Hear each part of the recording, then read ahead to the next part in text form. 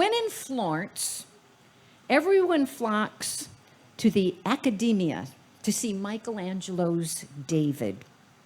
It is very impressive.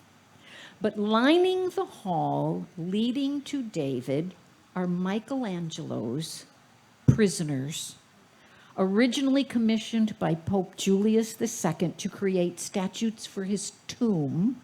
They were never finished because the Pope insisted that Michelangelo paint the Sistine Chapel during the Pope's lifetime. What's fascinating is that these figures appear to be emerging from the blocks of marble, polished surfaces on one side and rough chisel marks on the other. Michelangelo claimed that it was his job to set the figures free from the marble. I am amazed at his vision, to see the sculpture in the block of stone and how he was able to chip away at the excess stone and free it. We are all works in progress, with life chipping away at that which holds us back as we emerge and embrace all of who we truly are. Alton Chung.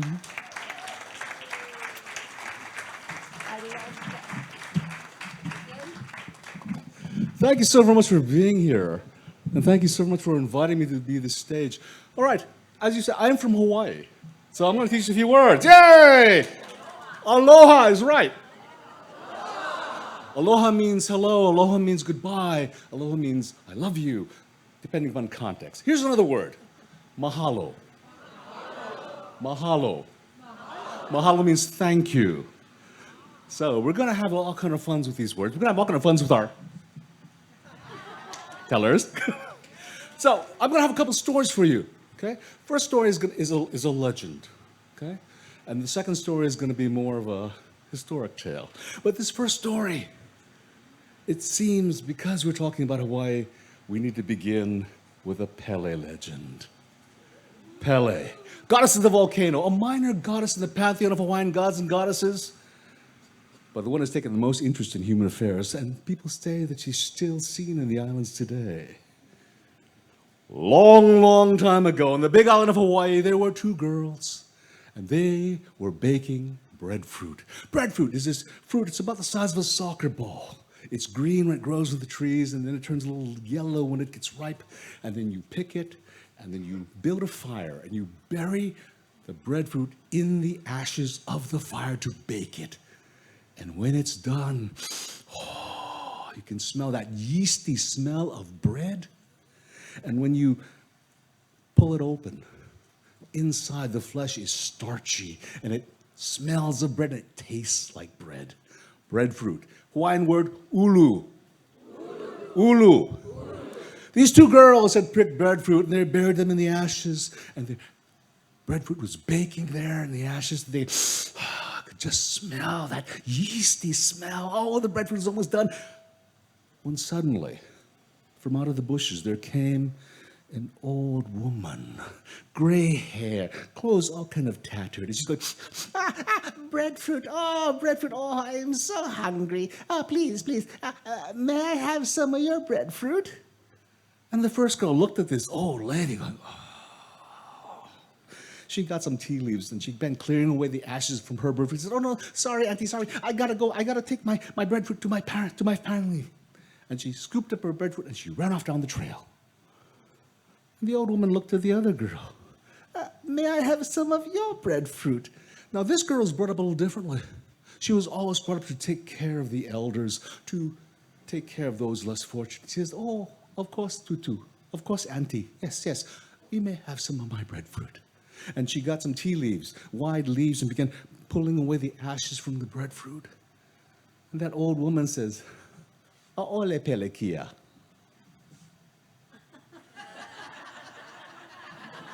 No trouble. And she, with her bare hands, starts pawing away the ashes. And the girl standing in amazement. This old woman pulls away the ashes. She pulls out the breadfruit. sinks her hands into the steaming hot breadfruit and takes out a chunk, breaks off a piece, gives it to the girl. The girl goes, and that old woman just takes off a piece for herself, pops it in her mouth. And then the old woman turns to the girl and says, "Tell your father, get 2 sticks, wrap white copper cloth around the ends, cross them, and place them in front of your house." And then the old woman says, "Thank you." She says, "Mahalo," and disappears into the bushes. And the girl was standing there going, "Oh." Well, she picks up her breadfruit and she runs home and she tells her parents, and her parents look at her. They say, "Pele, you saw Pele." Well, when a goddess tells you to do something. So her father got 2 sticks, wrapped white copper cloth around them, crossed them, and placed them in front of her house. A few days later, Kilauea, the volcano, erupted, and hot molten rock, lava began flowing down the sides and rolled toward the village. It came, all the people saw the lava coming, they all ran. That hot molten rock rolled toward that house of that first girl, and it caught on fire and it burned to the ground, and the lava covered it and kept moving and moving. And it came to that house of that second girl. It came to those 2 sticks covered with white copper cloth, crossed and placed before the house. And the lava parted, rolled around the house, and continued on its way down to the sea. And in this village, they tell this story. And they treat all the young people of the village to always take care of the elderly, to take care of those less fortunate, because you never know which one might be Pele, the goddess of the volcano.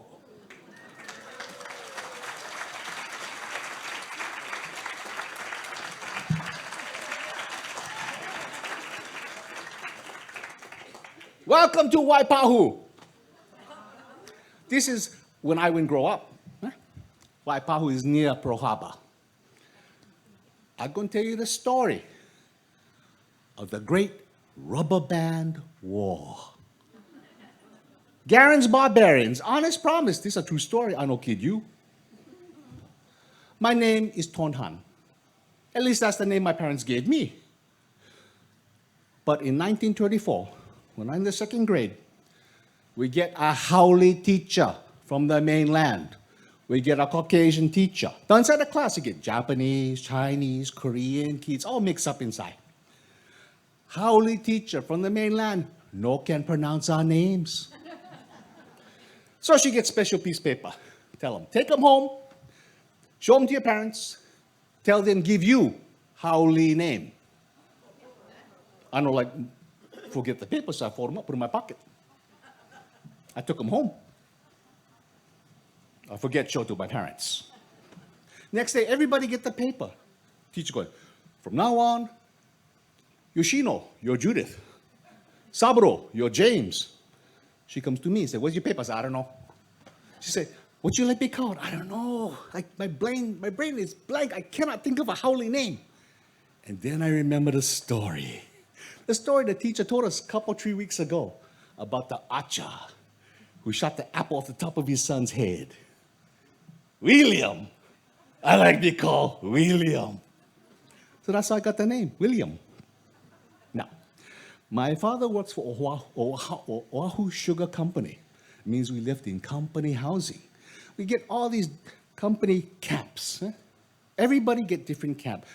Puerto Rican kids over there, Chinese kids over there, Portuguese, we call them Portuguese, we call them Portuguese over there. And in the middle get like Korean, Japanese kids all mixed up inside, okay? Now, get like my mother, my father, and get 9 of us kids. Used to be 10, but my baby sister go play on the railroad truck, got hit by the train, she make died dead. She over in the graveyard now. Get like 5 girls and 4 boys. I somewhere in the middle. Now, like I said, we live in company housing. It means get wooden walls, and corrugated iron roof. Ho, make plenty noise when it rain. Ba-da-da-da-da-da. But when you hear that sound, it means you start picking up any bucket, any glass jar, jug, anything. You start filling them up with water from the tap. Because you see, the water for the camp comes from the mountain stream. And there's a pump house up there. If the guy who runs the pump house cannot get up there in time, oh, big trouble. Palakia, trouble.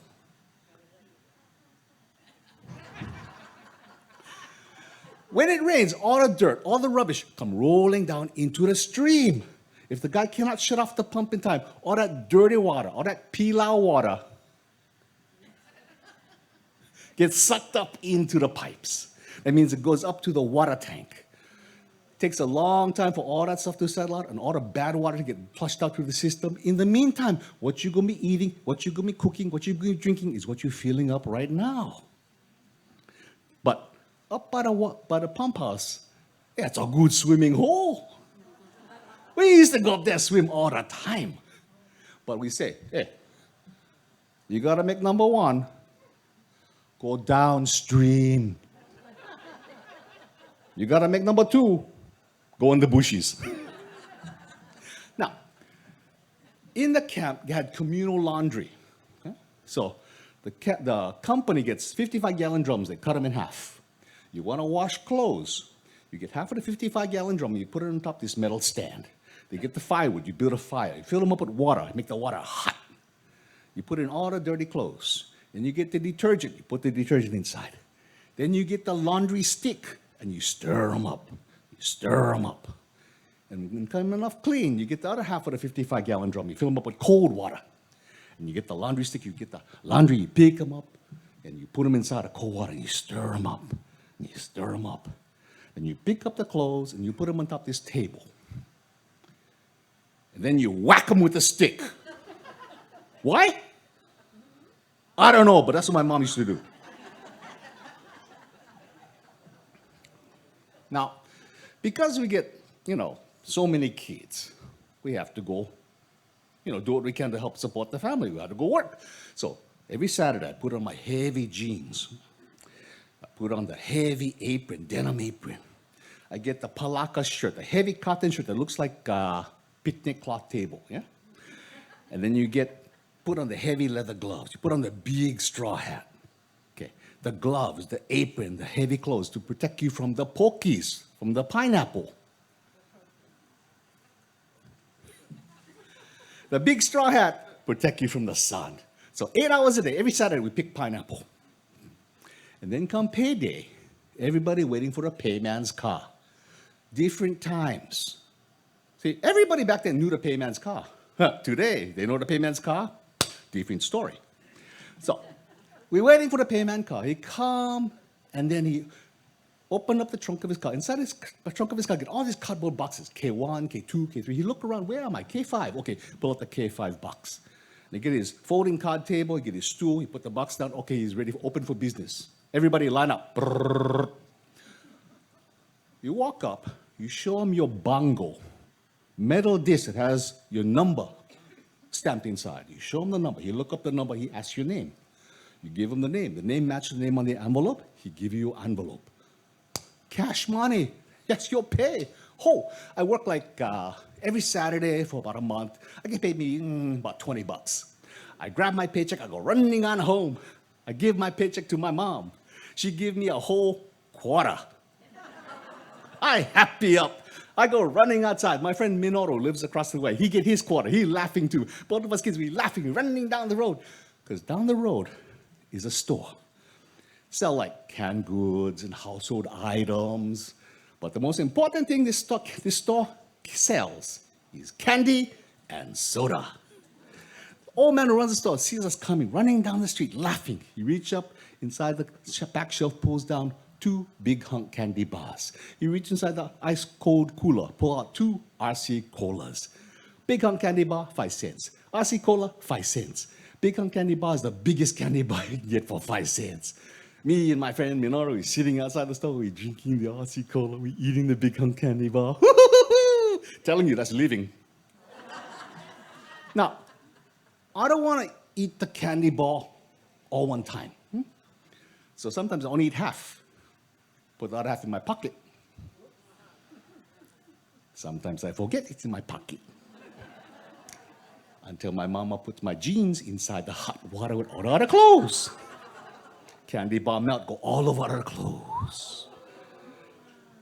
That's when my mom comes after me with the laundry stick. Now, I never learned not to put the half-eaten candy bar inside my pocket. What I learned was how to run fast. Every time I see my mom come after me with the laundry stick. Now, summertime we never have to go to school. So all of us kids would go fool around, do all kind of crazy kind of stuff. You know, all of our parents worked in the field. So get like maybe half a dozen of us 7, 8-year-olds. We called ourselves the field gang because our parents worked in the field. And the Portuguese kids, Portuguese kids, we call them Portuguese. The Portuguese kids, all their parents worked in irrigation or the pump house, so they called themselves the pump house gang. Now, the field gang and the pump house gang would meet in the scrap yard for a great rubber band war. Now, to have a rubber band war, you gotta have a rubber band gun. Yeah? Get a piece of wood about this long. Get another piece of wood, nail them together, you got a gun stock. Okay. You cut a couple of notches in the front part of your barrel. You get a rubber band, you stretch it. You cannot stretch anymore. You mock them. Put a couple more notches there. And you stretch the rubber band, put your thumb on top. And you want to shoot, you just aim, you roll your thumb, and choo! Rubber band go flying out. Now, like I said, we were small kids. We never know how to do nothing. But we had a leader named Yasu. Yasu was much older than us. He's like 14 years old. And Yasu was smart. And he, helped us do all kinds of stuff. So we got rubber band gun, but you need rubber bands. We're poor kids. We're living in plantation camp. We don't have money to buy rubber bands. But back then, all the cars ran on these things called inner tubes. Held the air, and then after a while you patch it, get holes, you patch it, but after a while you cannot patch anymore. So guys at the service station would throw the inner tube away. That's when all us kids stay hanging out over there. We pick up the inner tube, we carry them home, put them on top of your neck, on top of your shirt. Bad idea. All that black stuff get inside your clothes.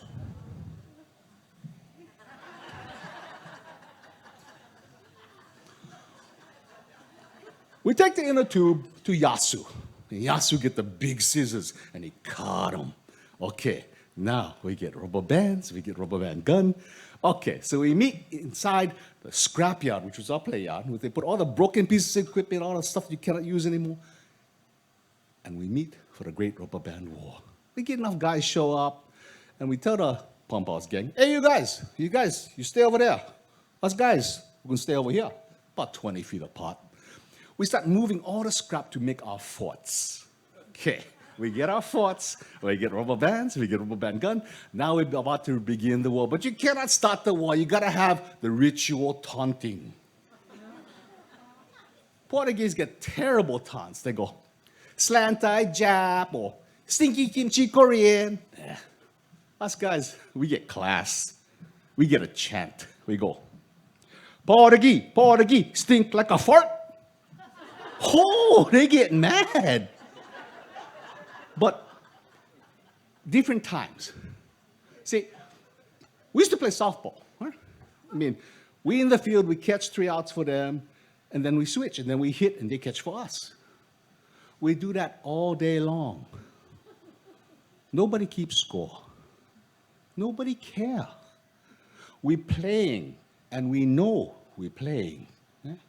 Different times.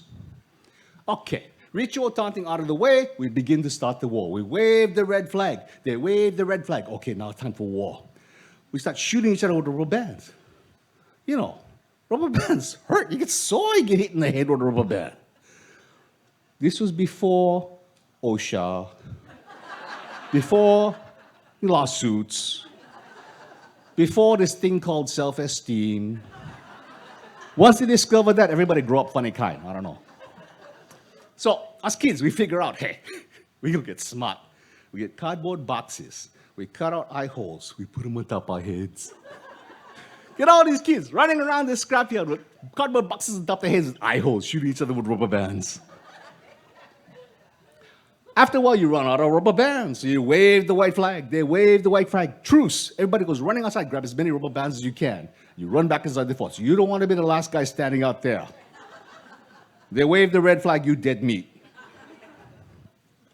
Now, these guys, every now and then they come running around the backside. They leave their fort. They come running around the backside of our fort. And they start blasting us point blank range with their rubber band guns. Now, we try to shoot them, but kind of hard to hit moving targets. Yasu's watching all this. Yasu get idea. He get his rubber band gun. He puts a nail, pounds a nail in the front part, ties a string, lays a string on top of his barrel, cuts 7 notches, puts 7 rubber bands on top. He sits there and wait in the back of the fort. Sure enough, here come the Portuguese kids. They come running out of their fort. Yasu wait. When the last guy clears the fort, they're all in no man's land. Yasu step out. They go, oh, sitting duck. They all aim at him. That's when Yasu pulled a string. 7 rubber bands go, prrrr. The ambulance going, wah, wah, wah. By that time, we're yelling, we're cheering. It's been over 80 years since the field gang began to be known as the machine gun gang. And although he never shot an apple off the top of my head, my father, William Tonhan Chung, still remembers with great fondness the day the field gang was the victors in the Great Rubber Band War.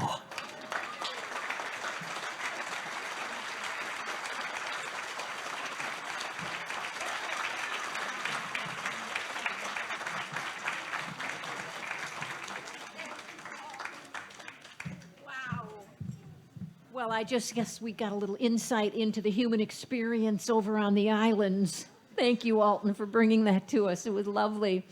We're going to move on to our next featured teller, Jessica Robinson. Now, Jessica responded with a list of things that gave me a lot of insight into her muse and her inspiration, but I honed in on one. It's a sculpture as well, but not a Michelangelo.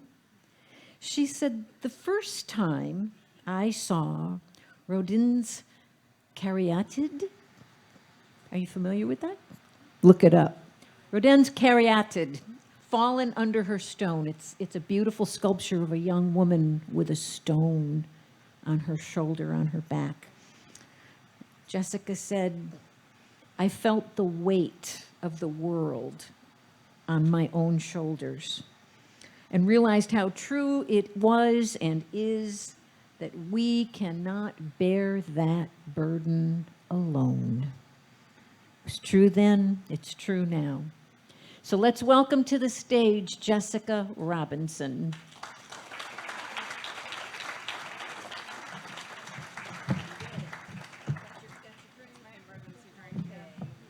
Thank you. So excited to be here. Thank you. I'm going to give you too much information about me right now, so settle in, everyone. I love movies. I love books. I'm a writer. I'm also super organized, and I'm the one who plans everything. So I'm impossible to surprise. Like I could see a plot twist coming a mile away. You can't plan around me. And ironically, or consequently, or choose your Lee, I love surprises. I crave them. I just want someone to surprise me. Finally, please do it. So, when my now husband Bart and I were talking about getting married, I secretly wished for a surprise engagement. But I knew it probably wouldn't happen because here's how the conversation went. This was in May of 2011. I said, hey, do you want to get married? And he said, yeah. there's more. And I said, and you want to do it soon, right? And he said, yeah. And I said, so like, can we get married this year? And he said, yeah. And I said, okay, can I start planning the wedding? And he said, well, I do want to propose to you. So I said, okay, hurry up. That was May, and I figured, he's going to do it on a special occasion or a holiday, right? And my birthday's in June, so when my birthday came around, I opened every present really carefully, searching, no diamond rings. So I figured there's June gone. Next up, 4th of July. That was looking good for a surprise proposal. 4th of July, we were going to be at his parents' house on Lake Gaston in North Carolina, and we were going to be there alone on the night of the fireworks. His parents weren't coming the next day, and they have a boat. So I was picturing, we're going to get on the boat, go out on the lake, and just before the finale, Bart would propose to me. I'd say yes, and we'd start kissing with the fireworks exploding in the background. Right? Just the perfect proposal. I thought he could do it. And that day was looking good. His parents weren't there yet. It was a lovely weather. And then right before we got on the boat, I got changed because you want to look good if you're going to get proposed to. And then Bart got the boat in the water, turned the key, and nothing happened. He kept trying and trying, and it just wouldn't start. So I'm thinking, this really needs to happen now, because the next holiday is not till September. So I do some fast thinking, and I say, hey, why don't we go down to the bridge? We can watch the fireworks there. It's not quite as romantic, but, we can still make this happen. So we do. We go down to the bridge, and it's not one of, those bridges. It's just a flat road of a bridge, and then there's a grassy knoll on the side, and then little holes where the boats go through.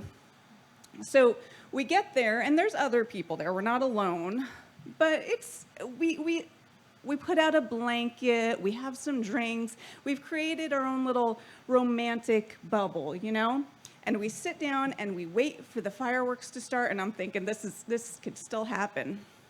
And then right before the fireworks start, this van pulls up behind us on the wrong side of the road. It's facing the wrong way, and it's like a 1970s van, good kidnapping van, and it is falling apart. And I know it's falling apart because half of the front windshield is missing. And I know this because people are hanging out the front windshield as it pulls up. And then it parks, and the side door opens, and 12 teenagers and tweenagers pour out and just invade the area. And our romantic bubble bursts. Two of them sit on the van and just play video games. Bing, bing, bing, bing, bing, bing, bing. You can't hear the crickets anymore. Two of them stand directly in front of us and start fishing off the bridge. And there's still boats coming through, so they have to keep flicking their fishing rods up. So I'm like ducking and covering, trying to not get my eyelids hooked. And then a couple of them stand behind us and start chucking rocks into the boat-filled water, and either they have a really bad aim or they're doing it on purpose. But Bart and I keep getting hit in the back of the head with rocks. And then Mom, I'm gonna assume she's Mom, she's in the driver's seat, she's on her cell phone, and she just starts yelling at the kids, "Stop playing those video games! Stop throwing rocks! Watch the fireworks!" And the fireworks, which have started, make it hard for the person on the other end of the call with Mom to hear her, so she has to talk louder than the fireworks, which turns out not to be a problem. So she starts yelling, "And if he thinks some restraining order is gonna keep me back, he's got another thing coming." And I look over at Bart, and he just looks miserable. And he says, "We can go." But I'm thinking, I'm not waiting until September to get proposed to. This could still happen. When the finale starts, it's going to be loud and beautiful, and he can do it. So I smile at him, and I say, "No, this is great." But right as the finale starts, Mom, who seems to think she's in some sort of war movie, starts yelling at the kids, "Get in the van! Now! Now! Move it! We gotta go!" And the kids all just climb over us, stampede us, drop cans on us as they get in the van. And as they're climbing in the van, the door is still open. Mom is revving the engine. She pulls a fast U-turn, spraying all of us in gravel and dirt as she peels off down the road. No one watched the finale. We were all watching the sideshow. And as she drove off, all I could think is, well, there goes my chance of getting married this year. The next day was great. Bart's parents came down. Bart and his dad spent the day fixing the boat. I read on the dock. We had a barbecue that night. Any other time, I would have had a great day, but I was so upset about this failed proposal, I couldn't even focus. And then Monday was a holiday. We were celebrating 4th of July, and so I just wanted to get in the car and get home as fast as possible and just get this weekend over with so we could start planning the next one, you know? But Bart and his dad had gotten the boat to work. None of us had used the boat, and he really wanted to go out in it before we left, so I said, fine. So Bart's dad drove. His mom and I just hung out in the boat while Bart wakeboarded. You know, he jumped over the wake of the boat on his little wakeboard for like an hour. And then when he was done, he signaled that he wanted to come in, and so he handed his board up to his mom, and then he called me over to like help him get on the back of the boat, which is weird because he doesn't really need help. So I leaned over the back of the boat, and I'm in my bathing suit, so I was very aware of my derriere up in the air. And I held out my hand to Bart, and he took my hand and pulled himself up onto the back of the boat. And as he did, I saw on the end of his finger a diamond ring. And he said, "Jessica, will you marry me?" And I looked at that ring on the end of his finger and him standing on the edge of the boat in the middle of a lake. And I said, "How could you bring that in the water?"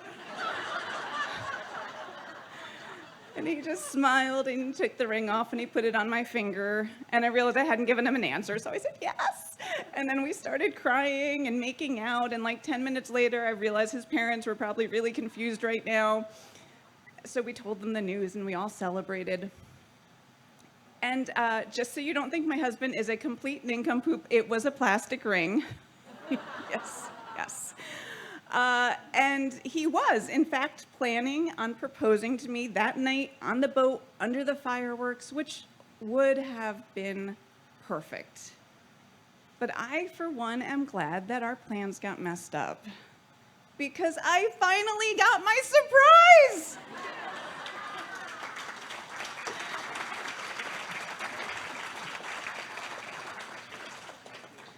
Now, I managed to pull off planning a wedding that year. We got married that September, and it was amazing.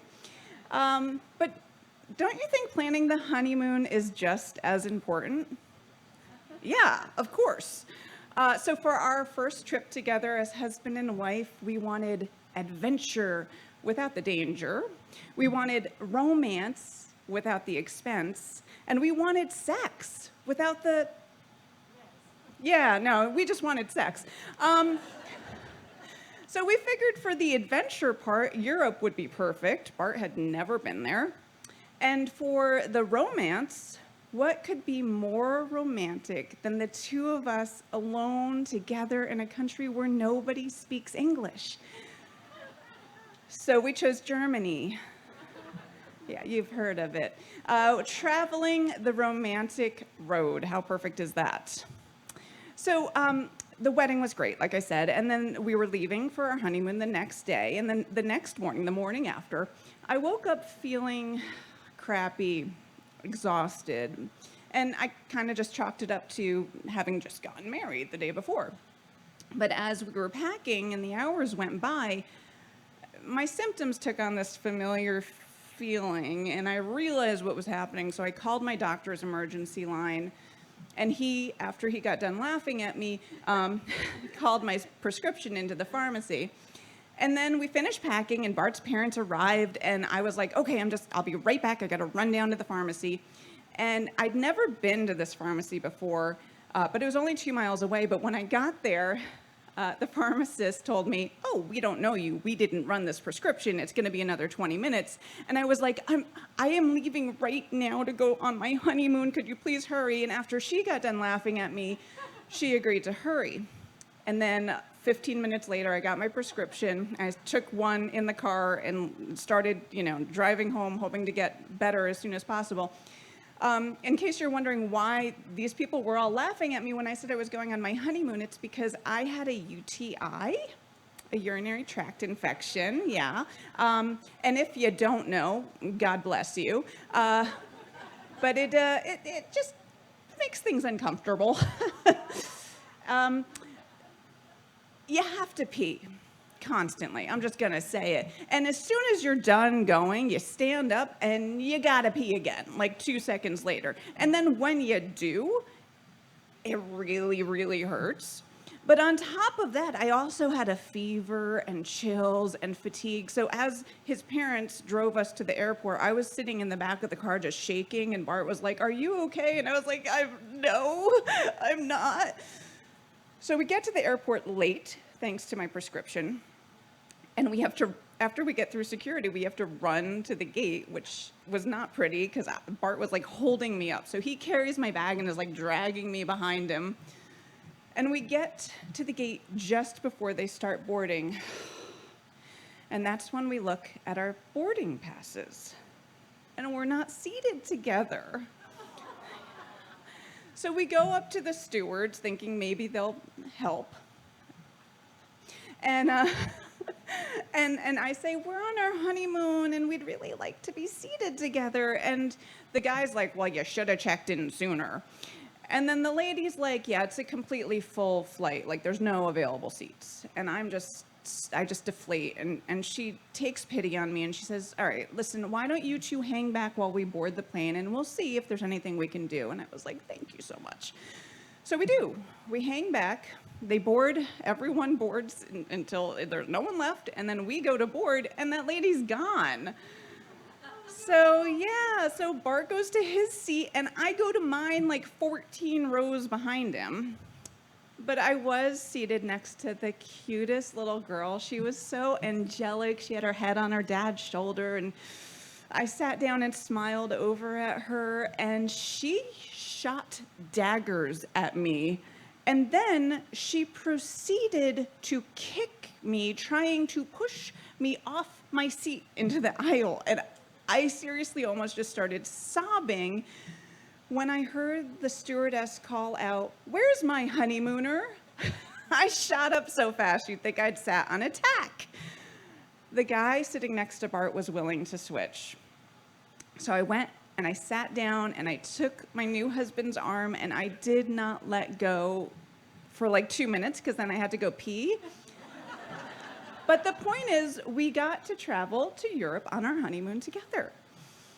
Now, we were flying into Frankfurt and we landed right around lunchtime. And after we got our rental car, before we headed out onto the romantic road, Bart said, "We're in Frankfurt. We should get Frankfurters." Yes. Do you see why I married him? I mean, brilliant.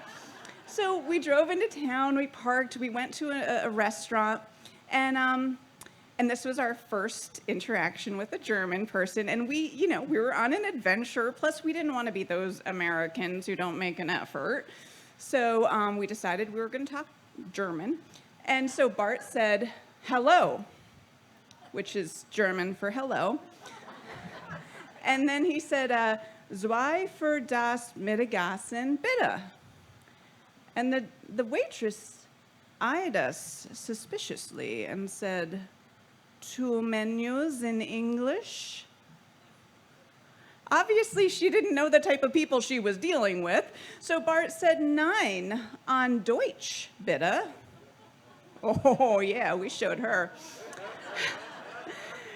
Now, what we didn't know at the time, but we soon found out, is everyone in Germany speaks perfect English. Yeah, and they really don't like it when you speak crappy German. Yeah. So, they'd refuse to even respond in German.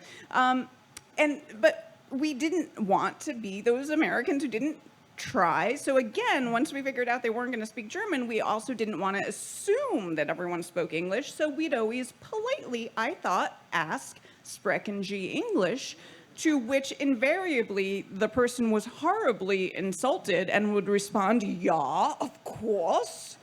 So like every waiter and hotel person and barkeep would respond, yeah, of course. Anyway, we didn't know that at the time, so our waitress returns with the menus.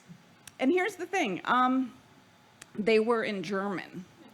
Yeah, we don't actually know German. So we couldn't read them, but the good news is like half the menu was Frankfurters, and everyone loves hot dogs. So Bart ordered one Frankfurter and I ordered another, and we confidently handed the menus back to the waitress. And here's the other thing we didn't know. Frankfurter does not mean hot dog. No, it means from Frankfurt. So our food arrived and Bart had this boiled eggs covered in green sauce. Yeah, and I just had this giant pink slab of pig. But you know what? We ate it anyway, and it was actually pretty good. And that's kind of how our trip went. Not according to expectation or plan, but pretty good. And we did end up eating a lot of hot dogs while we were there. In case you're wondering, they're called Wurst. And that, plus the beer, plus the UTI, I will say, made for a less than romantic honeymoon. But was our honeymoon the greatest adventure ever? Yeah, of course.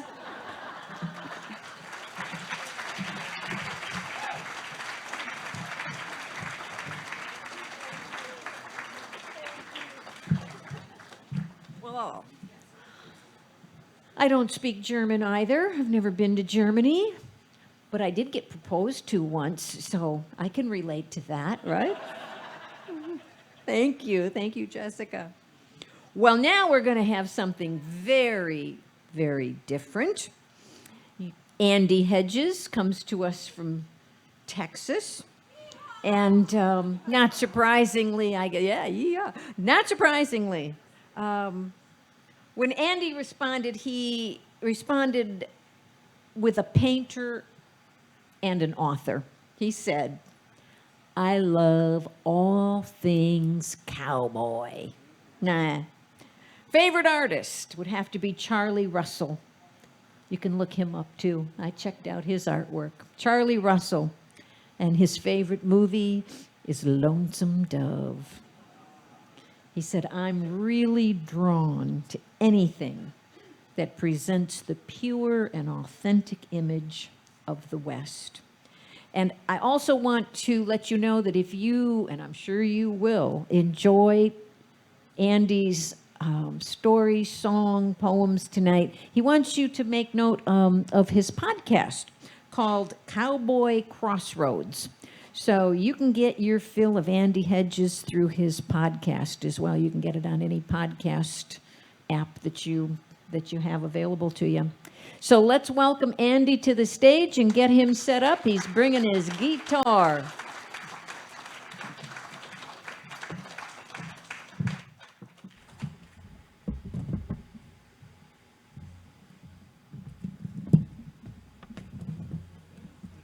Yes, ma'am. Thank you.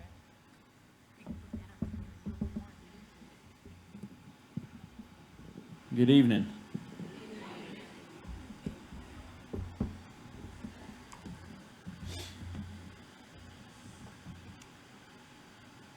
I was born full-growed with 9 rows of jaw teeth and holes bored for more.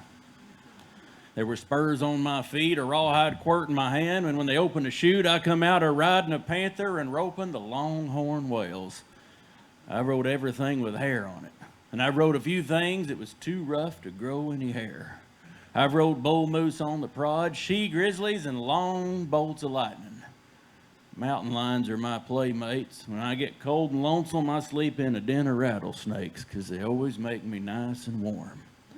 To stay alive, I eat stick dynamite and cactus. The Grand Canyon ain't nothing but my beanhole. When I go to sleep, I pillow my head on the Bighorn Mountains, lay my boots in Colorado and my hat in Montana. I can stretch out my arms clean over from the Crazy Woman Fork all the way to the upper Gray Bull River. My bed tarp covers half of Texas and all of Old Mexico. But there's one thing for sure and certain, and if you boys want to know, I'll tell you, that I'm still a long way short of being the daddy of them all, 'cause he's full growed. And as any man that really knows can see, boys, I ain't nothing but a youngin'.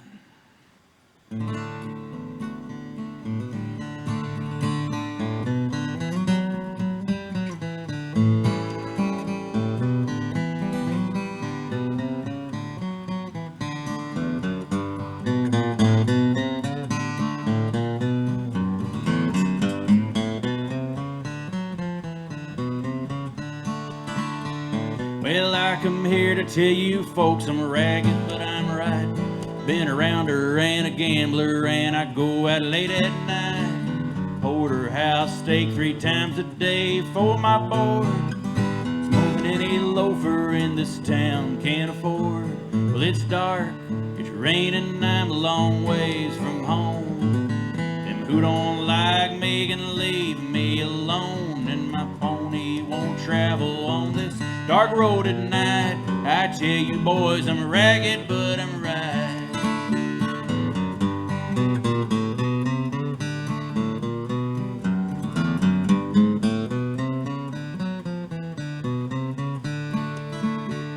Got a big electric fan that keeps me cool while I sleep. Got a little baby boy, plays around his daddy's feet.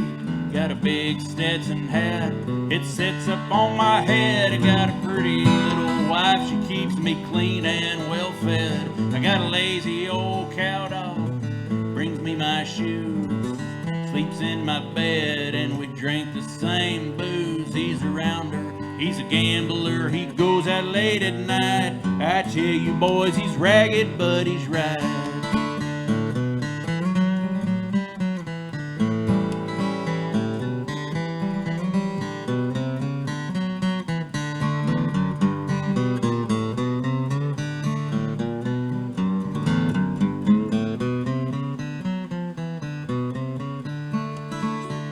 Fly hop me a freight out of North Carolina. Stopped in Atlanta and I bought me some shine. Went into a card game with 25 cents. And I come home with another month's rent. Well, you may think I'm lying, boys, but don't get me wrong. Can't run for office while I'm singing this song. I'm a rounder, I'm a gambler, I go out late at night. I tell you boys, I'm ragged, but I'm right. I tell you boys, I'm ragged, but I'm right.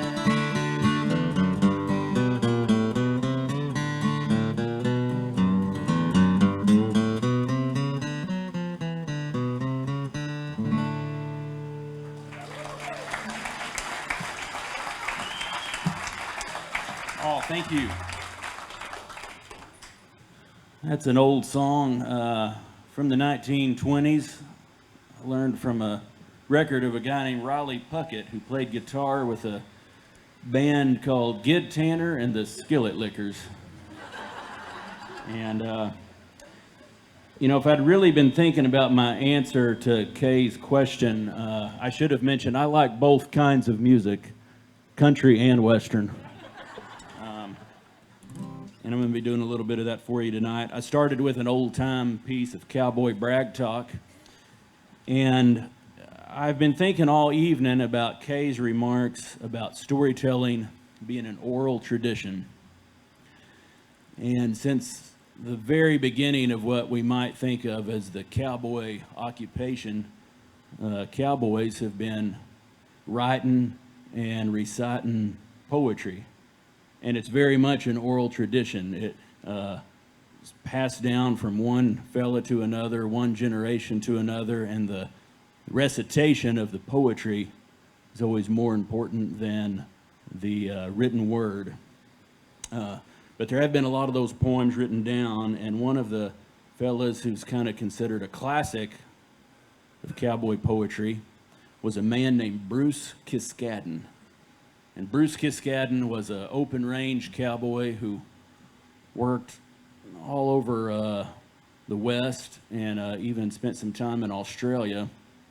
And in the 1920s, he traveled to Hollywood to find work in the movies, as a lot of working cowboys did, finding a job as a stuntman or a extra or just working with horses. And it's said that Bruce Kiskadden drove chariots in the original silent version of Ben-Hur. And one day he was in a Los Angeles hotel and he saw someone tip a bellhop. And he was amazed at the amount of money that bellhop was making. And the next day he quit his job and applied for a job at the hotel. And he spent the rest of his life as a bellhop, riding an elevator up and down. But he carried with him a little stubby pencil and a notepad, and he wrote poetry about his days as a cowboy. And he sent those poems to be published in livestock journals and calendars, and they spread throughout the West. And ranching folks and working cowboys would save those poems, and they would put them up on the bunkhouse mirror or on the refrigerator in a scrapbook. And they memorized those poems and they passed them down. Often they forgot the name Bruce Kiskadden, but they remembered his poetry. An old western town lay asleep in the sun of a long summer's day that was then almost done. The shadows stretched out and the horses stood around, sort of resting one leg with their heads hanging down, and two cowpunchers down at the Last Chance Saloon was trying to sing, and they was both out of tune. And at the end of the street that was dusty and narrow, scratching the dirt, was some chickens and sparrows, and the dogs slept in the shade, and the people, they strolled like they felt plumb contented in body and soul. And if you look just a little ways off to the west, you could see the high mountains with snow on the crest and the shadows of clouds drifting over the flats. Oh, it sure made a right pretty picture at that, until this drunken cowpuncher was ready to go, and he figured he ought to put on a big show, so he spurred and he hollered and he shot his 6 gun and he aimed a light out with his horse on the run, but he didn't remember his cinches was slack until after he got that old pony untracked.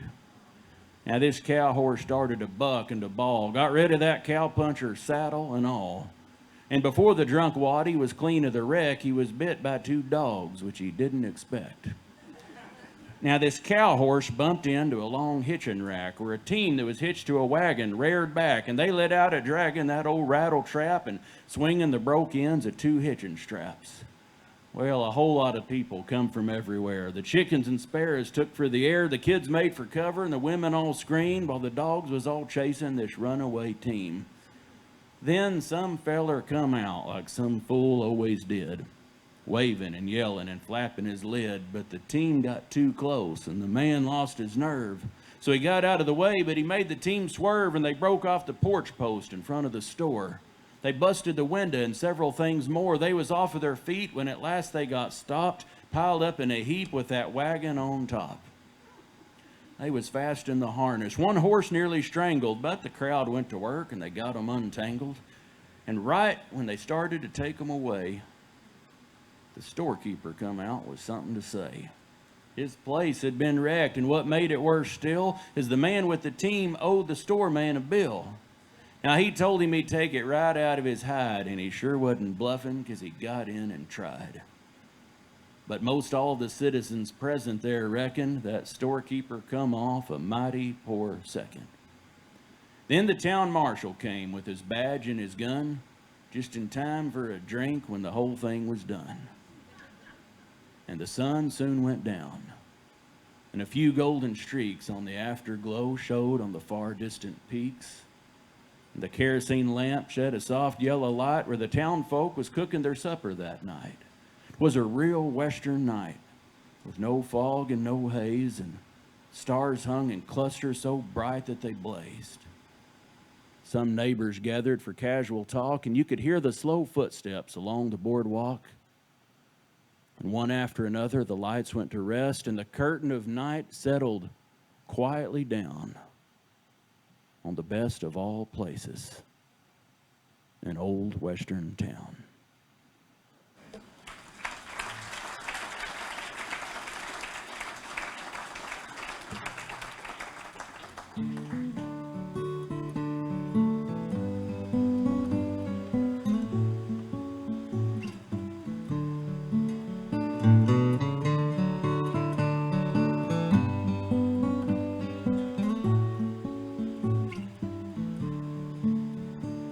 In the country down below, where the little pinions grow, and it's nearly always half a day to water, there used to stand a town where the creek come tumbling down from the mesa where she surely had an otter. Her streets were bright with candlelight, and the whole town joined the chorus. And every man inside let his cattle drift at night, just to mosey to the town of Old Dolores.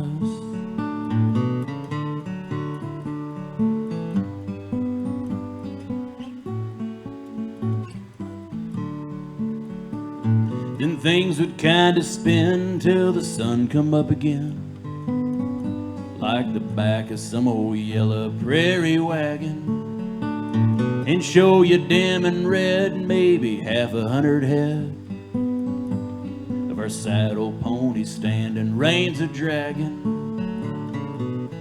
The red mud walls and the waterfalls and the whole wide world before us. But the adobe walls are gone, and the goat bells in the dawn ain't a jingling in the town of Old Dolores.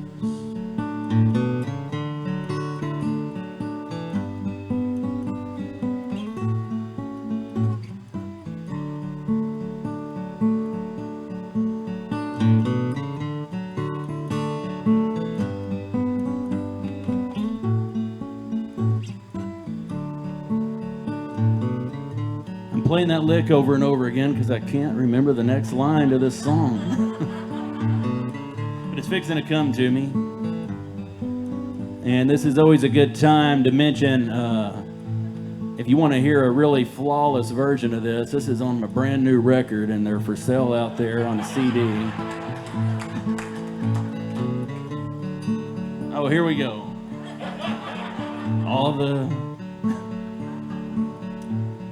I almost got the line. All the strings of peppers hung on the house fronts in the sun, blazing red like some young puncher's new bandana. And the scented smoke that came from the pinyon wood aflame smelled like incense to Our Lady of Manana. The scarlet lips and the clinking chips and the drinks Ramon poured for us. But the friendly lights are dark and the coyote's lonesome bark. It's the only music now in Old Dolores. And all the Mexican girls that fool on the plaza in the cool, there's one I used to meet her by the willow. And I reckon any girl'd give a fella's head a whirl when the same's been using saddle for a pillow. The wide-eyed stars and the long cigars and the smiles that waited for us. If there's any little well down inside the gates of hell, I know the boys have named her Old Dolores. Yeah, if there's any kind of well down inside the gates of hell, I know the boys have named her Old Dolores.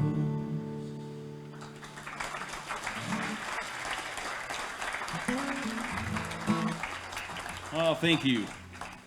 Appreciate that. I've been really blessed in my life to spend a lot of time out west with a lot of the old timers who write and recite cowboy poetry, and a lot of guys that are no longer with us. One of those was a fella from Oregon, southeast Oregon. His name was Sonny Hancock, and he was a logger and a cowboy, and he was just a big, ugly man who recited poetry. He was the last guy in the world you would think would know a poem or write poetry, and he knew cowboy poems and logging poems and Robert Service poetry, and he wrote some poems that have kind of become classics of our cowboy genre. And I'm going to recite one of those for you. It's about trading horses, and if you've never done any horse trading in your life, it's a little bit like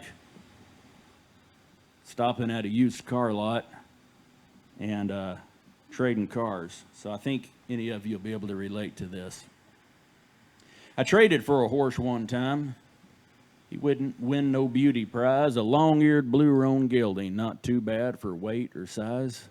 I needed to make some tough old circles, and this trader guaranteed this horse would show me lots of country and not use too much rest or feed. He said, now this here ain't no kid's horse, and he'll pack you up the creek. He's been known to buck on occasion, and he has been known to kick, and the fact is I wouldn't trade him to just anyone without feeling some remorse. But if you're a sure enough cow puncher, mister, this is your kind of horse. Well, I stepped on that horse next morning.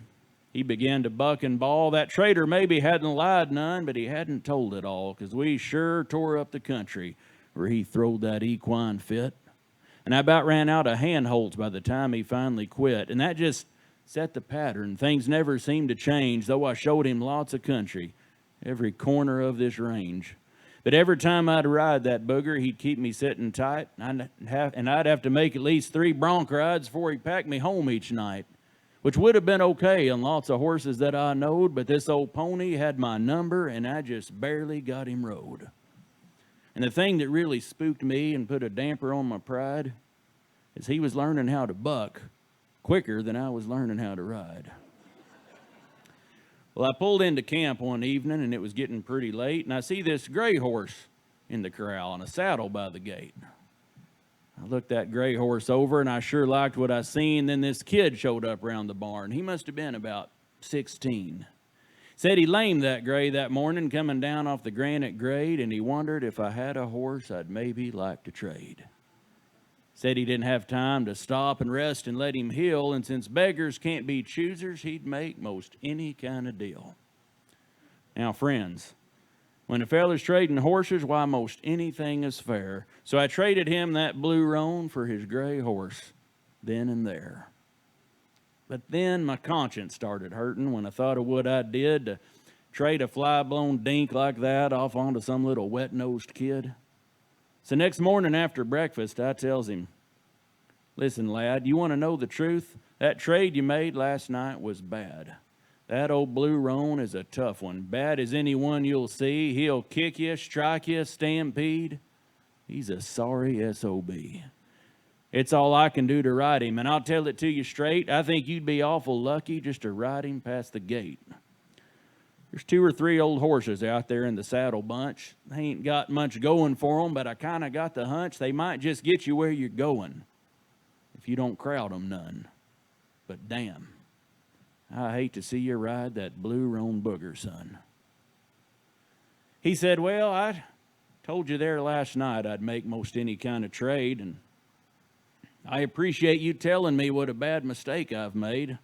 But my old daddy always told me that no matter how you feel, even if you take a whooping, that a deal is still a deal.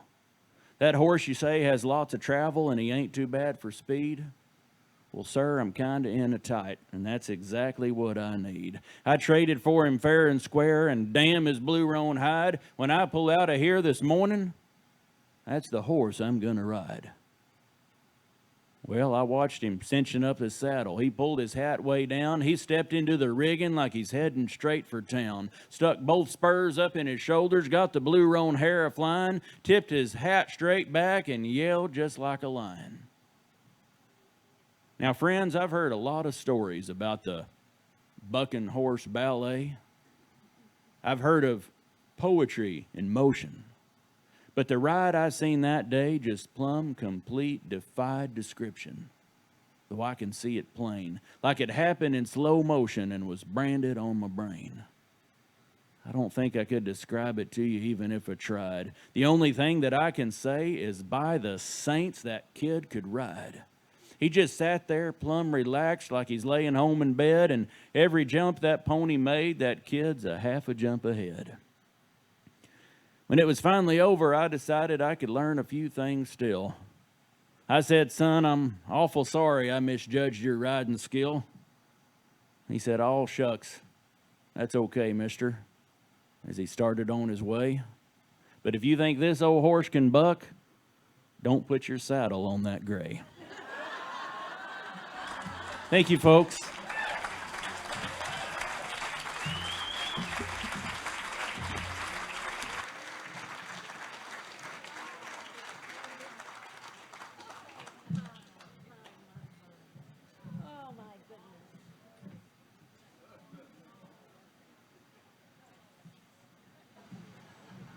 Have we not just gotten a palette of different kinds of stories this evening? Stories in poetry. Andy, that was phenomenal. Thank you very much for bringing that to us. We are delighted to bring the next two storytellers to this stage. They are both long-term members of the Florida Storytelling Association. They are part of our family. They're marvelous storytellers, and I'm just so grateful that I get to see them up here on this stage tonight. Robin Schulte responded to my inquiry with a singer and songwriter. She wrote me, "I love the music of John Denver, specifically the album An Evening with John Denver. I got through tough semesters in college listening to that album. My husband Randy and I danced to Poems, Prayers, and Promises as our first song when we got married. John Denver died too soon, and I wonder about all the music that went with him." John Denver, huh? Let's bring to the stage Robin Schulte. I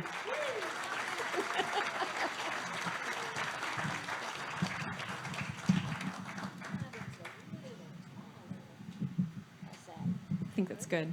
Yeah. Well, hello, friends.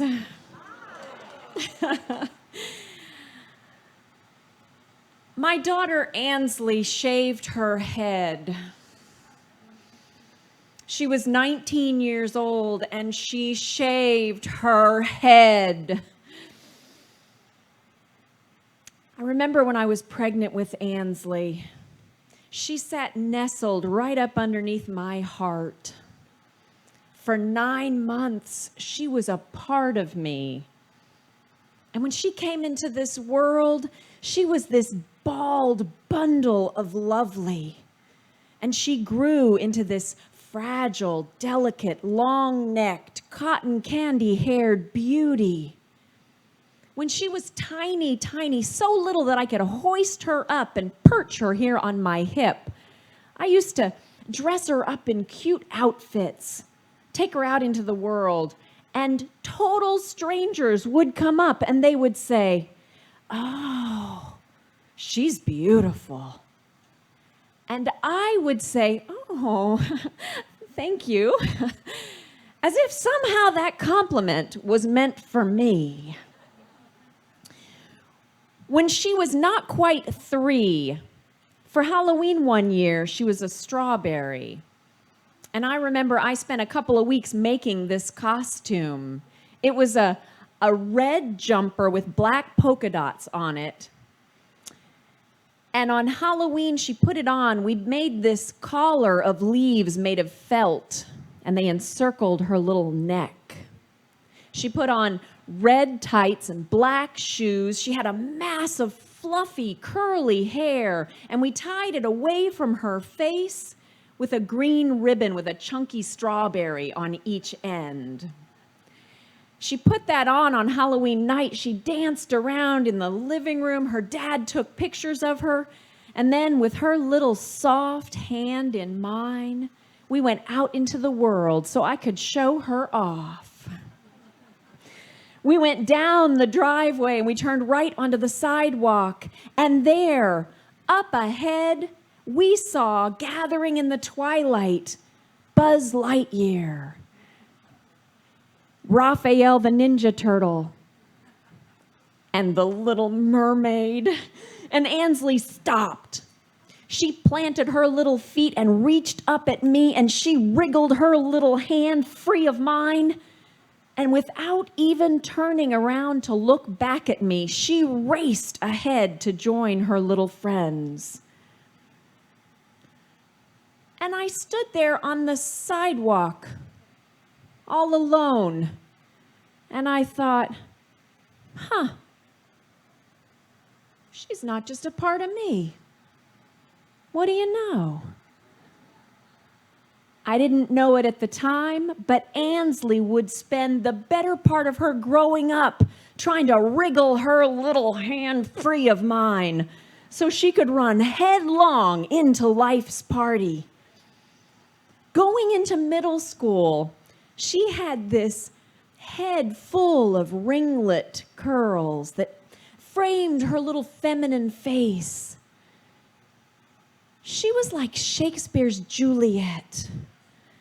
And then, in a fit of adolescent independence, she chopped all that hair right off. And now, instead of Shakespeare's Juliet, I was often startled to find Frodo from Lord of the Rings sitting at the bar in the kitchen doing homework. For all of middle school, she dressed like she had just walked off of a stage production of Godspell. She wore patchwork skirts, striped socks, 2 different colored Converse tennis shoes. She had an arm full of bracelets and a head full of courage and rebellion. Parenting Ansley was a little like trying to wrap my arms around a tornado. She had this attraction for things that she thought were dark and edgy, just a little bit dangerous. Music with shocking lyrics.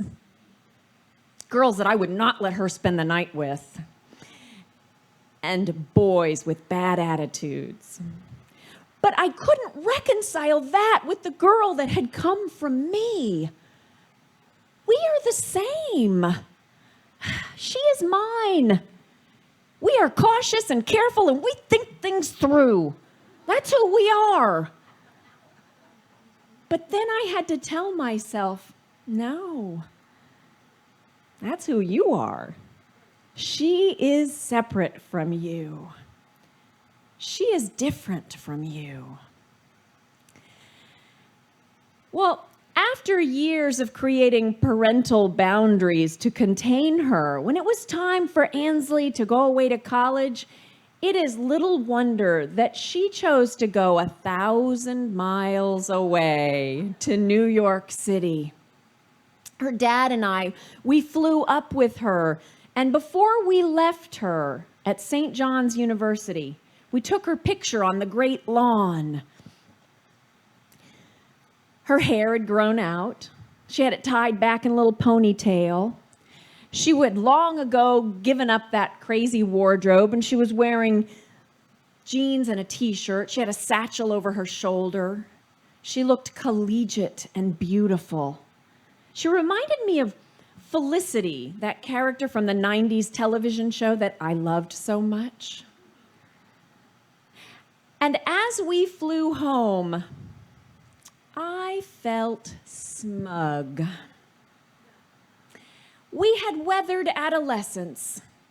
Ansley was fully formed, and I approved of who she was. So after Ansley had been away for a couple of weeks, I got a phone call one afternoon. She was walking across campus and wondered if I would keep her company. And I was happy to do that. And as she talked and walked, she said, "Hey, Mom, there are people set up in the student union. They're cutting hair, locks of love. I'm going to get my hair cut." It seemed a little impulsive, and I said, "Ansley, honey, your hair is so pretty. It's taken so long to grow it out." And she said, "I know you like it long, Mom, but it's my hair. I'm cutting it." And 20 minutes later, she texted a picture of her with this short, shaved on the sides, asymmetrical haircut. She looked like the singer Lyle Lovett.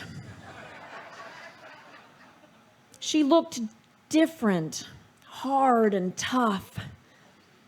And I had to remind myself, she is her own person. You do not get to decide who she is. So a couple of months later, I got a phone call late one night, and she said, "Mom, I'm getting a tattoo. I'm standing in front of the tattoo parlor, but I just wanted you to know." And I wanted to reach through the phone and save her from herself and this impending bad decision. But I was 1,000 miles away, and I was helpless. And 20 minutes later, I got a text of the Celtic Trinity knot that Ansley had just had tattooed behind her left ear. And in that moment, I had this vision. I went to this place of dark maternal fear. It was a vision of Ansley down the road in the future when she would come to visit, covered head to toe in tattoos, cigarette dangling from her mouth, trailing behind her a train of my little foul-mouthed grandkids.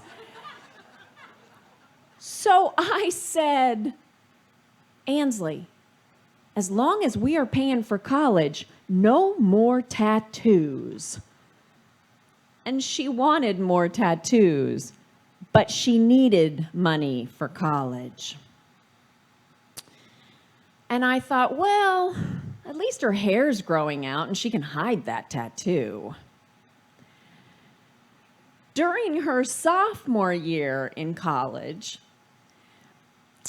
inspired by a play that was on Broadway at the time called American Idiot, based on the music of Green Day, and inspired by one of those characters, she dyed a little shock of her hair right up front, bright pink. It was just a little piece, but every time it grew out and she went to re-dye it, that shock of hair grew bigger and bigger and bigger and bigger until soon the whole top of her head looked like strawberry cotton candy. One day, my mother-in-law was at the house for lunch, and Ansley called, and she said, "Oh, Grandma's there? Hey, let's Skype." So I sat down at the desk in the kitchen, and I pulled up the Skype, and Ansley's face appeared. My mother-in-law was leaning over the chair so she could see the screen, and Ansley, her face appeared, and she said, "Hey, Grandma." And I heard behind me, "Well, hey, Ansley." And then there was a beat where I could feel wisdom and judgment breathing on the back of my neck. And she said, "Oh my, Ansley, look at your pink hair." And Ansley said, "Yeah, do you like it? I'm thinking about letting it go brown again. You know, let it go natural, get healthy." And I thought, oh, thank God. She's coming around. It's just a phase like everything else. She's gonna be fine. But Ansley said, well, yeah, you know my plan is to shave my head in March anyway. And I said, wait, what? And she said, yes, it's for this thing. It's called St. Baldrick's Day. I raise money through pledges. It is a real thing. I raise money through pledges, and then I shave my head, and all the money goes to pediatric cancer research. So this is a really noble cause, right? So I should be really proud, right? But if I am being honest, in that moment, I was convinced that Ansley just wanted to shave her head. And the fact that it was for a good cause was like a fringe benefit that made it seem somehow legitimate. That night, away from the judgment of others, I talked to her on the phone and I said, Ansley, honey, please, don't do it. I'm begging you. And she said, I'm doing it, Mom. So will you make a pledge? And I said, can't I give you $50 not to shave your head? And she said, I'm serious, Mom. This is important to me. So I said, listen, you make sure you raise a lot of money. Otherwise, honey, you're just shaving your head. And in the end, I made a pledge and I gave her my support. And 6 weeks later, in March, Ansley shaved her head. She texted a picture to me the morning before she had it done. She was standing in the student union with a group of friends, throwing her head back and laughing. Oh, she was glowing and her hair looked amazing. And then before she went up, she called me and she said, I'm up next. I'll text you a picture in a bit. And I sat down and waited. And 20 minutes later, I received a picture of Ansley, bald, with a text that said, what do you think? What do I think? I put my head in my hands and I cried. I argued with myself, it is just hair. And this isn't about you. She is her own person. But she was bald. I thought about all my friends and family, all the people whose daughters I knew who'd gone away to school and blended in. But Ansley had never been a blend-in kind of kid. And I was filled with this horror and complete admiration. How is it possible that she came from me? She is confident and lovely and knows what she wants, and she isn't afraid. I looked at that text. What do you think? She is tentative, and she wants my approval as she takes these first steps out into the world to be the person she's supposed to be. I looked at the picture. Oh, she was bald. Bald, bald, bald, bald. Not a hair on her head bald. Bald as a baby. That was it. I went upstairs to my bedroom, and in the top of the closet, I got out this shoebox where I had some baby pictures, and I dug through it, and I got Ansley's baby picture. There she was. Big grin, big, big blue eyes, bald, bald head. looking up at me. She was so beautiful. I loved her then. I loved her now. So confident and courageous and impulsive. I have just a handful of truly fine parenting moments. This may be one of them. I took a picture of that baby picture and I texted it back to her with the words, "A throwback to your early days."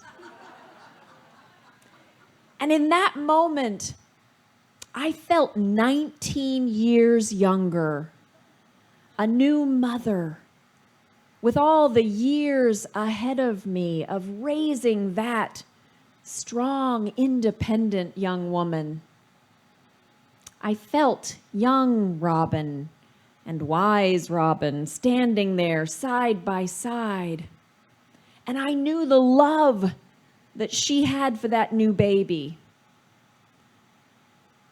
I also knew the naive control she thought she had over who that baby would become. And in my very being, I felt and understood the words of Khalil Gibran, the poet and philosopher, some of you know, who said, "Your children are not your children. They come through you, not from you."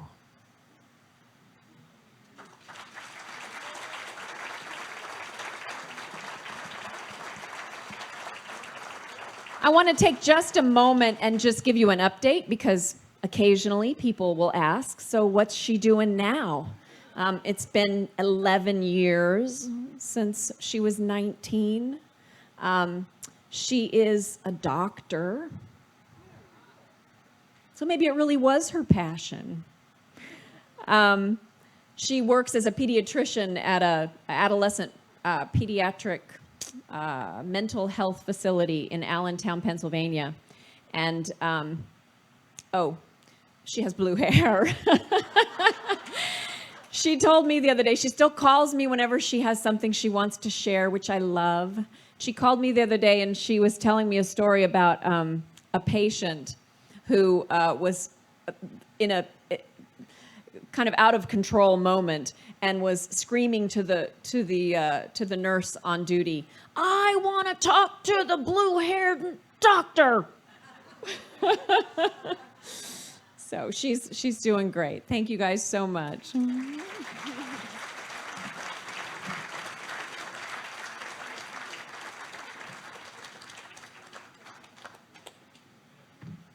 Oh my.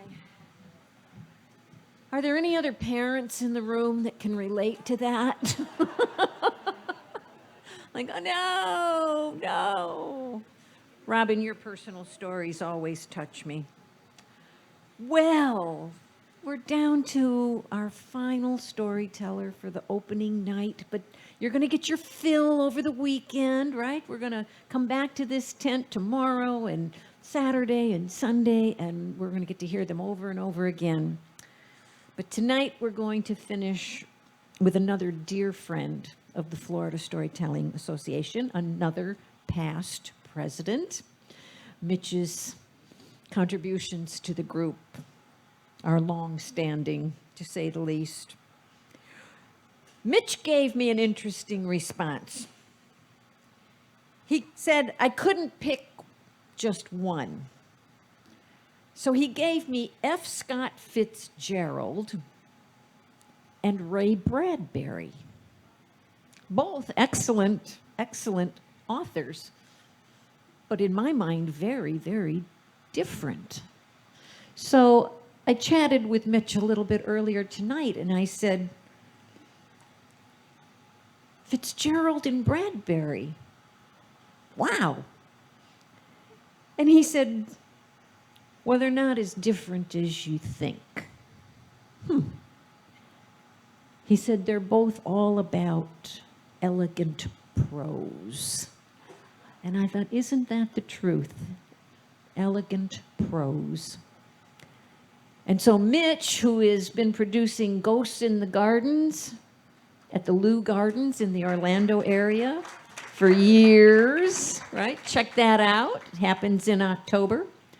I have a feeling that Mitch is going to bring us maybe something of a ghosty, spooky story. Yeah. Come on up here, Mitch. We're happy to have you. Come on up.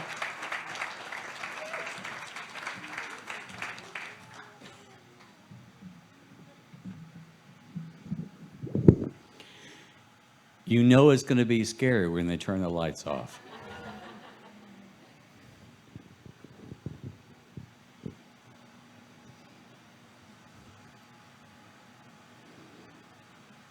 Now, wouldn't you know it?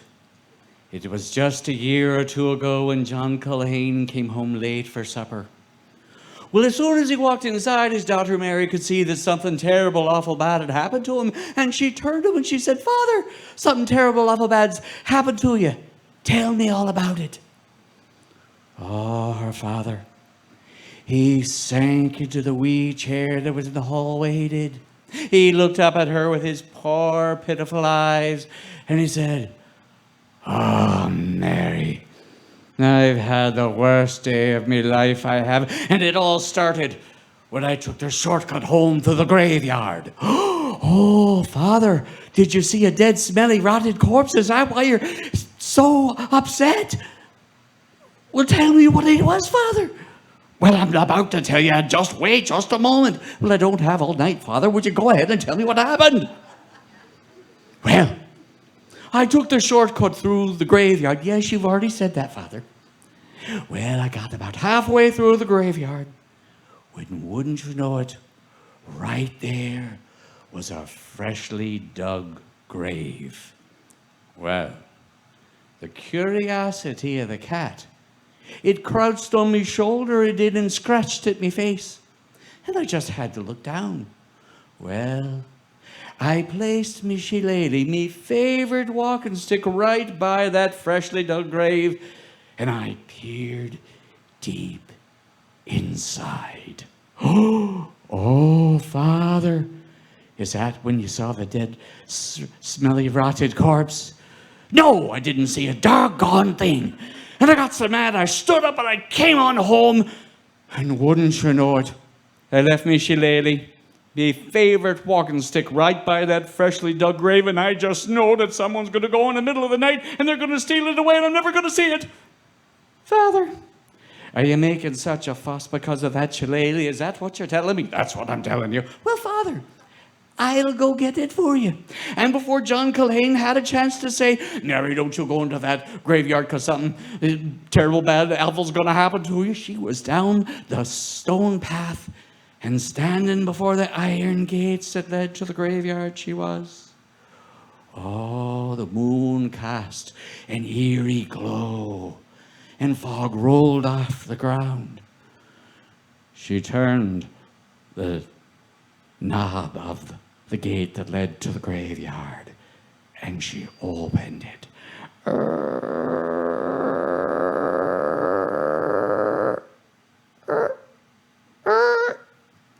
And she walked inside. She got about halfway to that graveyard, she did. And by the moon's light, she saw that freshly dug grave, she did, and her father's shillelagh, his favorite walking stick.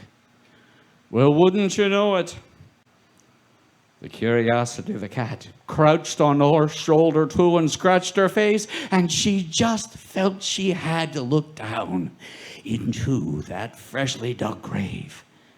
And so she did. She peered deep, deep inside to see.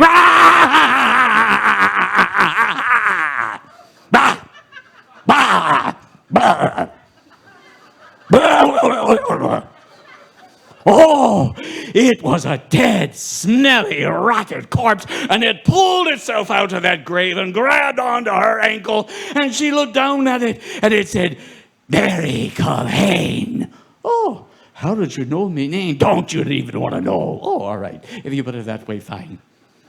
Well, that dead, smelly thing, oh, she looked down at it. Oh, it was a horrible creature. Oh, it had maggots coming out of its nose, roaches out of its mouth. Oh, there was this green, gooey, gloppy, chunky, greedy stuff pouring out of its eye sockets and roaches coming out of his ears. And she looked at it and she said, have you looked at yourself in the mirror lately? That old dead, smelly, rotten thing, it squeezed her ankle as tight as he could, and he said, Mary Culhane, take me to the top of the hill. I'll be doing no such thing. I said, take me. Well, if you put it that way, I'll be glad to. So that dead, smelly thing pulled itself on top of her back, and oh, the smell, you don't even want to know how bad it was, but it was bad. And Mary Culhane started up the hill, she did. She got to the top, and the old dead smelly thing said, take me to the first house right over there. I'll be glad to, she said. She walked on the front porch, and they said, no, take me to the next house. Well, I wish you'd make up your mind. So she took him to the second house, she did. She walked on top of the stairs, and he said, no, take me to the third house. I wish you'd make up your mind. I don't have all night. I don't. Take me. And he threw his arm around her, and he squeezed her neck, and she said, well, if you put it that way, I'll be glad to. So she took him to the third house. She walked onto the front porch, she did. And he said, now, go inside. Well, I'm sure the door's locked. Try it. Well, if you put it that way, all right. And she opened, and when you know it, the door opened up. And they walked inside the house, and he said, now, place me at the kitchen table. And so she did. She placed him there, and then the dead, smelly, rotted thing looked at her and said, now, make me a bowl of oatmeal. What do you mean, make you a bowl of oatmeal? Why, you're a dead, smelly thing. You can't. I said, make me a bowl of oatmeal. But if you put it that way, I'll be glad to. So she went in the kitchen and she made a big pot of oatmeal and she poured him a bowl and she brought it to him and placed him right there in front of him. And he said, now, pour yourself some oatmeal. I'm not hungry. I said pour it. If you put it that way, all right. So she poured herself a bowl of oatmeal, thinking that it was going to be all over soon, when he said, now, take me upstairs. What do you want? You said you wanted some oatmeal. Let's go. I said, take me, all right. And so she did. They climbed up the stairs, and there was a wee door, and the old dead smelly thing slid down her back, and it slithered to the door and opened it up. And there in that room were 3 boys sound asleep, each in their own beds. That dead, smelly thing slunk to the first bed, climbed on top, and took its long, sharp claw and sliced the boy's throat. Well, he had in his pocket, he did, a wee small cup, and he collected all of the blood, and the boy's life force left his body. And then he did the same to the second and to the third boy, each time their life force leaving their bodies. He slithered and slunk back to Mary Culhane, climbed her back, and said, now, take me downstairs. She looked at the poor wee dead boy, she did, and she said, oh, I'll be glad to. And so that old dead, smelly thing threw its arm around her neck, and they went downstairs, and they sat at the kitchen table, and he took that cup of blood, and he poured it into the oatmeal, and he stirred the oat blood into the oatmeal, and then he put some in her bowl as well, and stirred it up, and It tastes good. And then the old dead smelly thing, he picked up his bowl of oatmeal and said, Mary Colleen, eat your oatmeal. And she said, no, I don't think so. I'd like mine with butter and sugar. I said, eat it. And she said, well, if you put it that way, I'll be glad to.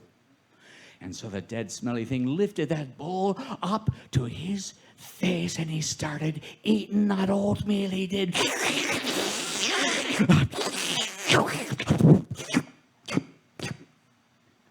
Mary Culhane, being the clever girl that she was, well, she could see that the old dead smelly thing wasn't watching her, and so she pulled out a handkerchief out of her pocket, and she put that bloody oatmeal into that handkerchief and put it into her pocket.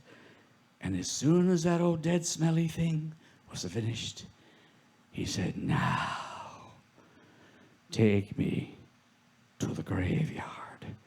And she said, oh, I'll be glad to. And so they left. And as they walked onto the front porch, she looked back at him and she said, wasn't there anything we could do to save the wee boys? Oh, well, if we had any of the oatmeal, we could have put it in their mouths and they would have come back to life. But now it's all gone. And she could tell that dead, smelly thing was getting a wee bit stronger, for it clinched onto her throat and it squeezed it a little bit and said, now, get me to the graveyard now. So she walked down the front steps, and the old, dead, smelly thing, by the light of the moon, pointed to a field that was part of the property of the house. He said, see that field with the 3 piles of stones? Under each one of those is a fortune in gold. But only the dead know that. Oh, Mary Culhane, for the first time, she got a wee bit scared, she did. And that old dead smelly thing, oh, it was smelling even worse than she had before. And he got stronger and stronger. And she ran as fast as she could to get it back to the graveyard. And when all of a sudden, oh, she heard the crow of the rooster, she did. And then the sun started to rise into the sky, and that dead smelly thing, why, it let go of her neck and it started to slither down her back, and before she knew it, poof, it turned to dust.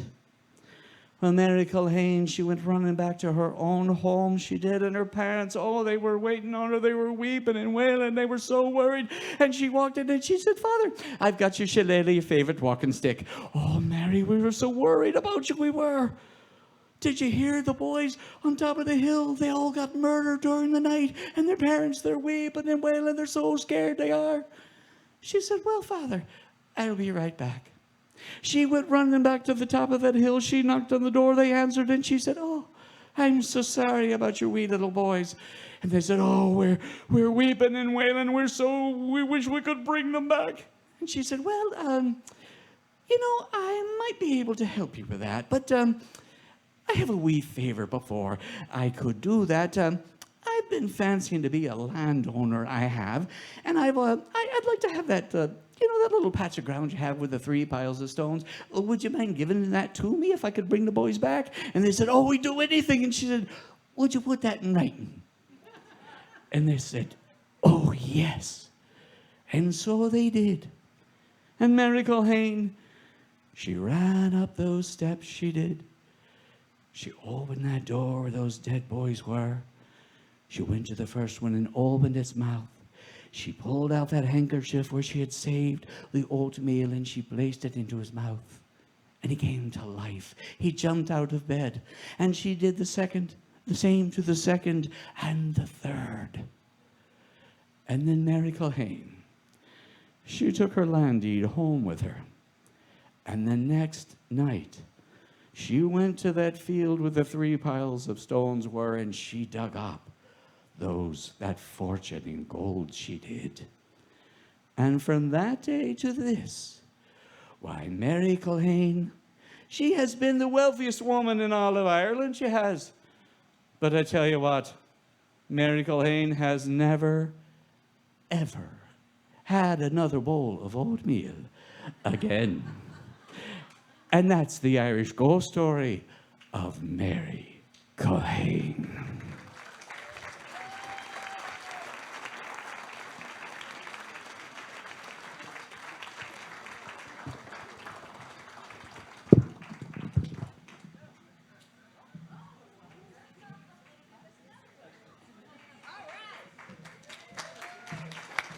Thank you, Mitch.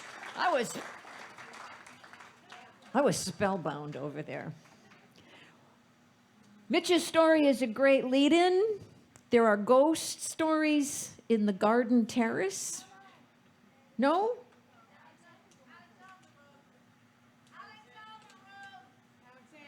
Oh, they're in the Alexander room. Yes. Oh, thank you, Joel. They're in the Alexander room. It's a little chilly outside. So if you really were mesmerized by that ghost story, you can get some more in the hotel in the Alexander room. And I believe it's a swap. So you got a ghost story percolating in there. Take it into the room. So let's bring up all of our storytellers. They were wonderful. They gave us such a wonderful assortment of stories. And they shared with us the human experience, did they not? Thank you, Mitch. Thank you, Robin. Thank you, Jessica. Thank you, Alton. Thank you, Andy. Thank you, Pat. Thank you, Katie.